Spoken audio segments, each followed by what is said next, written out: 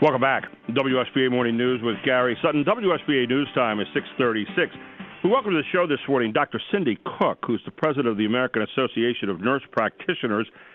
She's been a family nurse practitioner for 18 years and over the past 12 years exclusively to active duty and retired military members and their families. And Dr. Cooke joins us here this morning. Dr. Cooke, how are you? I'm great. Good morning. Dr. Cooke. Oh, good to have you on this morning. Now, it has DNP, FMP, I think that's Family Nurse Practitioner. What is DNP that's behind your name? You've got a whole list of things there right behind your name, and I'd like to know what all of them mean. I have DNP stands for Doctorate of Nursing Practice. There you go. Okay. And then it's Family of Nursing Practice. Is that also? It's Family Nurse Practitioner. Yes, sir. Right. I'm certified as that. And then you probably have AANP, which I am a fellow of the American Association of Nurse Practitioners as well. Wow. Okay. So you've been around nurse practitioning for a long time. Tell us, from the standpoint, a lot of people deal with nurse practitioners right now, a lot of the family practices, but what exactly is a nurse practitioner compared to, for example, a doctor or a nurse? Well, a nurse practitioner begins as a registered nurse. You have to have a bachelor's degree in nursing, and then you go on to include a master's or a doctoral degree.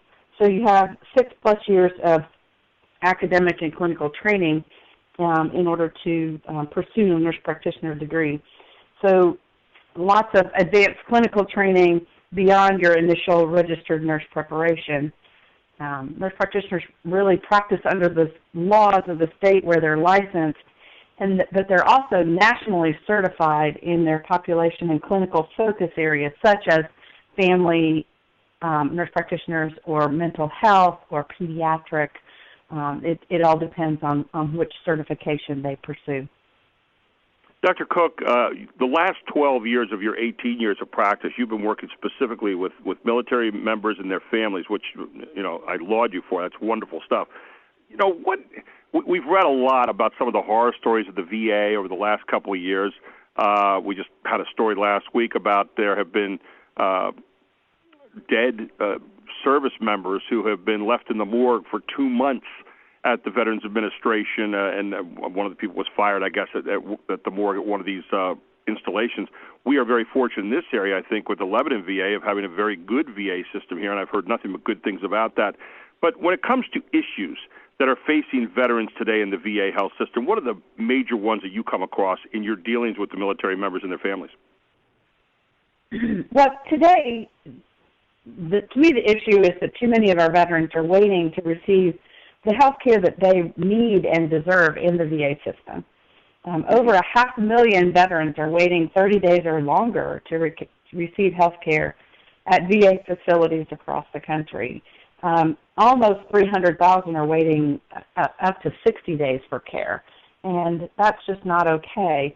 But in Pennsylvania, there's records of almost 13,000 waiting more than 30 days, and in some cases more than 90 days.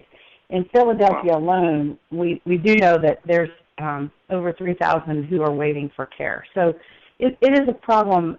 Once they get there, they're receiving excellent care. That's not the issue, but it's a delay of care. There's a proposed rule out there regarding veterans' health care delays. Tell us a little bit about that rule right now, and a little bit about what listeners could maybe do to help you get that change for the veterans of the things you've described, because you're right, that is totally unacceptable. These people have served our country. They have served us.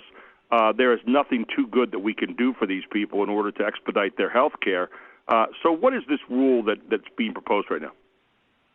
Well, to address these really long wait times, the VA has proposed a rule or regulation, and it was submitted for public comment. And what it does is give veterans direct access to nurse practitioners in the VA system across the country and expand their access to high-quality health care.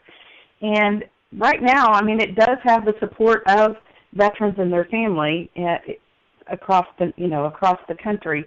And so what it really would do, the proposed regulation would merely streamline the care and would provide veterans with a timely access to highly trained clinicians reducing lengthy wait times.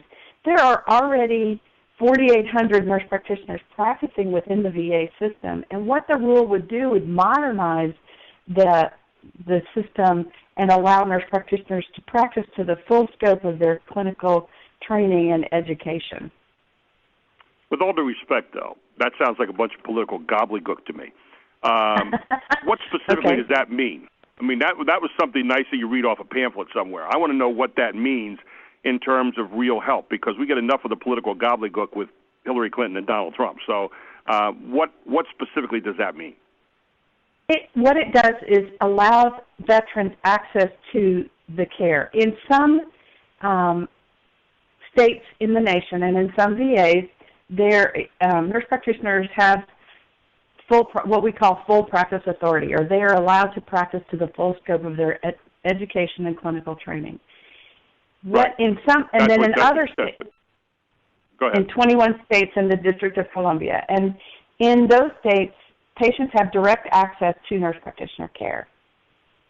In the VA, this is also true in some places, but in most states, you have to go through a system, and it delays care. It does not allow for access to care.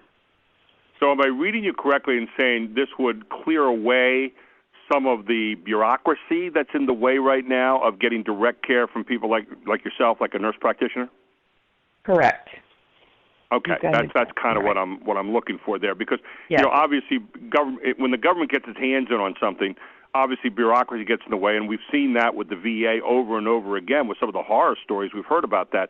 So what can people like listeners who are hearing this today do to help expedite and really speed this rule along so more veterans aren't sitting around waiting for the kind of time periods that you talked about earlier?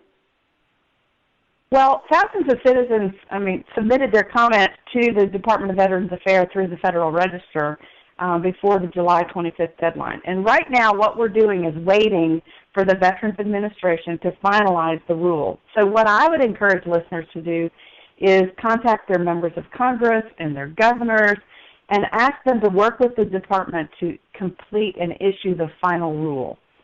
They can also visit www.veteransdeservecare.org to make comments and make your voices heard.